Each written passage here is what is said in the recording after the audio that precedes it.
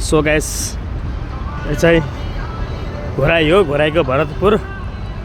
कोही ठाउँ चाहिँ बाटो पिच छैन, घोराईमा यस्तो छ क्या होइन। ड्युटी जानु पर्छ आफूले चाहिँ, पानी पऱ्यो किचड किचड हुन्छ कोही ठाउँमा। नवराल चौधरीले राम्रोसँग बाटो पिच गरिदियो भए त राम्रो हुन्थ्यो। कोही ठाउँमा मात्रै न, धेरै जस्तो ठाउँमा दामी छ फेरि ठाउँ, मस्त छ, बाटो साटो पिच छ। जोस् घोराईमा दाङमा कसले विकास भएको भन्ने छैन होइन, विकास भएको छ यार। नभन्ने मान्छे त विरोधी होइन। यस्तो दामी दामी अपार्टमेन्टहरू छन्, ठुल्ठुला प्राइभेटहरू छन्, सरकारी अपार्टमेन्टहरू छन् होइन। हामी चाहिँ अब घोराई त्यहाँ काम गर्छु मैले मालाइनमा। पहिला मालाइनमा गर्थेँ, अहिले चाहिँ सरी मालाइन छोटैमा आएको छु। ग्रिन एस्टर्न होटल भन्ने आएको त्यहाँमा आएको छु। यो पनि 3 स्टार प्रपर्टीको हो। ड्युटी जाँदैछु। पहिलाभन्दा हल्का चाप बढाएको छ आजभोलि। यो नेपालको चलबल घोराईमा कोही ठाउँ चाहिँ नवराल चौधरीले बहुत गलत गरे खानकै ठाउँ ठाउँमा यस्तो पानीहरू छ। यसको लागि चाहिँ अब केही अनुसन्धान गर्न पर्यो, जनता जाग्न पर्यो भनेर अभियान चलेर राखौँ। के हुन्छ यी देशीहरू आएर हेर्नु यस्तो गरेर हेर्नु, ठाउँ ठाउँमा कभरे व्यवसाय राखेर अलि नराम्रो भयो कि देशीहरूले गर्दा चाहिँ घोराईको हाम्रो लुक खराब हुनुभयो कि।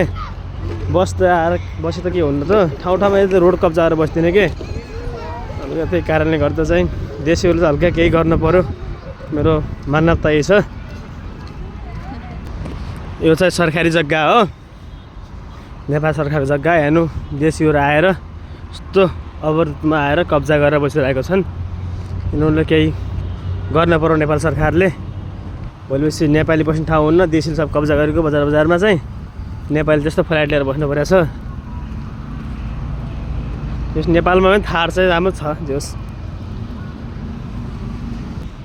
नेपालमा विकास नभन्ने मान्छे को हो होइन। विकास भएको त यति दामी दामी दामी कारहरू छन् है, यस्तो राम्रो राम्रो कारहरू छ, यति धन्देरी मान्छेहरू छन्, यस्तरी हिँड्छन् लग्जरी लग्जरी कारमा। विकास भएकै हो, त्यो नभएको भन्ने मिल्दैन नेपालमा। त कोही कोही ठाउँमा हल्का किचडहरू छ कि, ढलको पानी माथि आएर हल्कै गाह्रो भइरहेछ। नत्र भने त विकास भइरहेछ। यस्तो यस्तो बिल्डिङहरू बनिरहेछन्, राम्रो राम्रो रोडहरू पुरै 4 लाइन रोडहरू छन्। मैले काम गर्नु चाहिँ यहाँ हो मोहलमा हो, यो घोराईको बिबी चौकदेखि हल्का माथितिर पर्छ नि, त्यही मोहल हो यो। काम चाहिँ यहीँमा गरिन्छ। यो घोराईमा दाङमा यो विकास राम्रै भइरहेछ। ल टप 5 मा आउँछ दाङ पनि। यस्तो राम्रो राम्रो मोहलहरू छन्, यति भिड छ, क्राउड छ मोहलको बाहिर। म चाहिँ अब इन्ट्री गरेँ भित्र। इन्ट्री गरिसकेपछि यो चप चाहिँ माथि रेस्टुरेन्ट माथि छ है।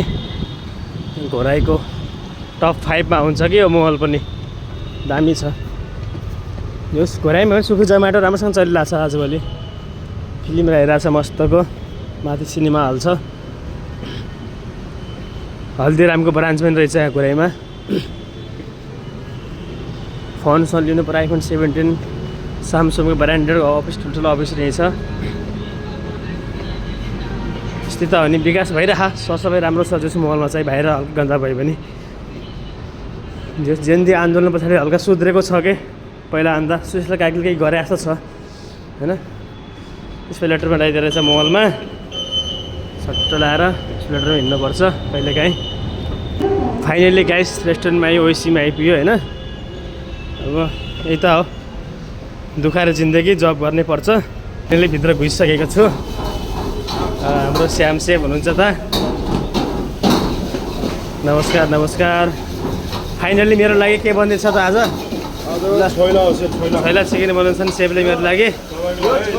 अरू भाइ काम गर्न मजा आइरहेछ नि। यो सुशीला कार्की बनियाबाट नेपालमा धडाधड मोहलहरू खुल्ने, जबहरू पाइने गरिरह।